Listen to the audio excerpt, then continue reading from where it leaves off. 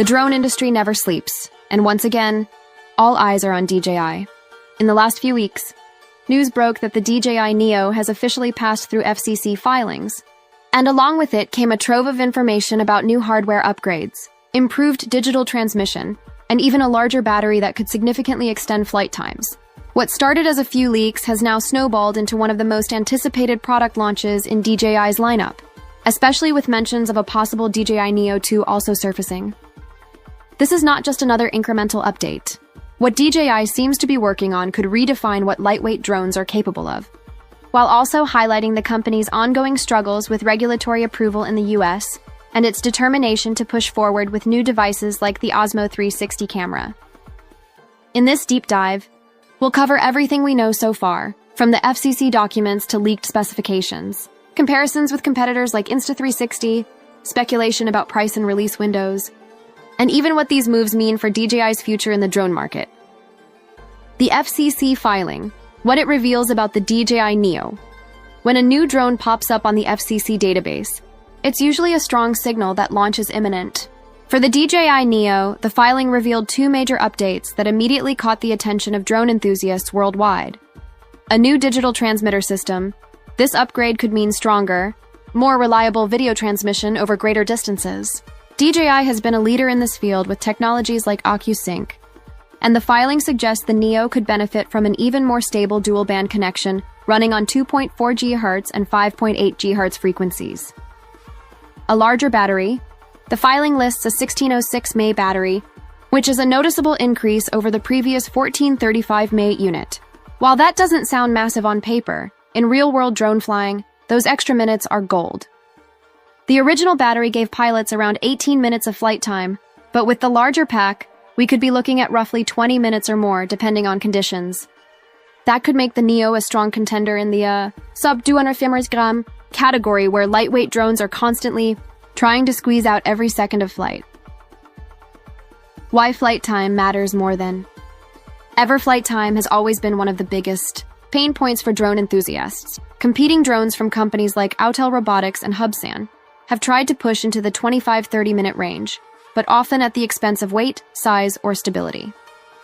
DJI, however, has typically prioritized efficiency over brute force, delivering flight times that feel balanced and reliable. With the DJI Neo's upgraded battery, pilots could finally have a drone that combines lightweight portability with practical endurance. For beginners, that extra couple of minutes can mean the difference between capturing the perfect aerial shot and running out of juice mid-flight. For FPV enthusiasts and professionals, longer flight times open the door to more creative opportunities, especially in environments where swapping batteries isn't convenient. Digital transmission upgrades. The heart of the Neo. The FCC documents also gave us a rare glimpse into the Digital 2 transceiver system, which appears to be a new or refined transmission module from DJI. According to the filings, this system supports dual-band frequencies with an IPEX connector, Richtungsordnung Orme impedance, 1.5 dB gain, and linear polarization with omnidirectional horizontal beam patterns. Now, what does all that technical jargon mean in practice? Essentially, it points to a more stable signal, improved resistance to interference, and the ability to maintain smooth HD video even in challenging environments. In crowded urban areas where Wi-Fi congestion can wreak havoc on drone signals, having that kind of dual-band flexibility is crucial. For pilots who rely on first-person view, this could mean clearer visuals, less lag, and more confidence in pushing the drone to its limits without worrying about signal loss. Confidentiality filings. DJI playing its cards. Interestingly, DJI has also filed confidentiality requests for many of the images and deeper technical documents related to the Neo. This isn't unusual. DJI often keeps its cards close to its chest until just before launch, but it does add to the sense of mystery around the drone. What we do know is that the timing lines up with past DJI product cycles. The FCC filing happened in July, and historically, DJI has launched new products within 1 to 3 months of regulatory clearance. That means the DJI Neo, or perhaps even the DJI Neo 2, could hit the market before the end of the year. Some enthusiasts are even speculating about a holiday season release, which would make perfect sense for DJI to capitalize on the Christmas buying rush. DJI Neo 2, what the rumors. suggest alongside the Neo. Whispers about a DJI Neo 2 have started to gain traction. Leaked images and early spec sheets hint at a slightly more advanced model, potentially positioned as a step up from the base Neo. The question is, what would justify the Neo 2 name? Here are some possibilities based on trends we've seen with DJI before. Improved camera system, perhaps a higher resolution sensor, better low-light performance, or even limited 4K 60 FPS video recording. Obstacle avoidance sensors. Entry-level drones often cut costs here, but a Neo 2 could include basic forward and downward sensors for safer flying. Extended range. Leveraging the Digital 2 system to push beyond the Neo's range.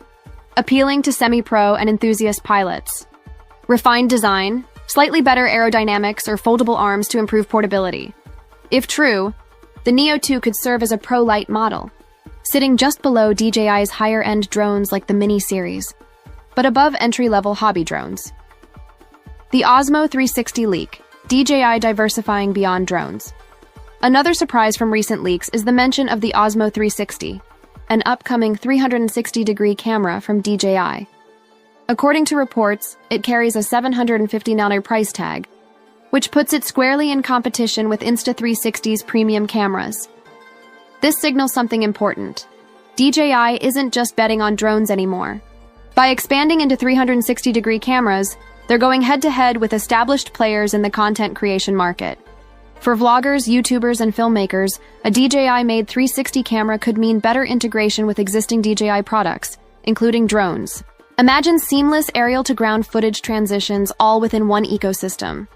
DJI's US availability challenges. While all this news is exciting, there's still one big cloud hanging over DJI US market availability.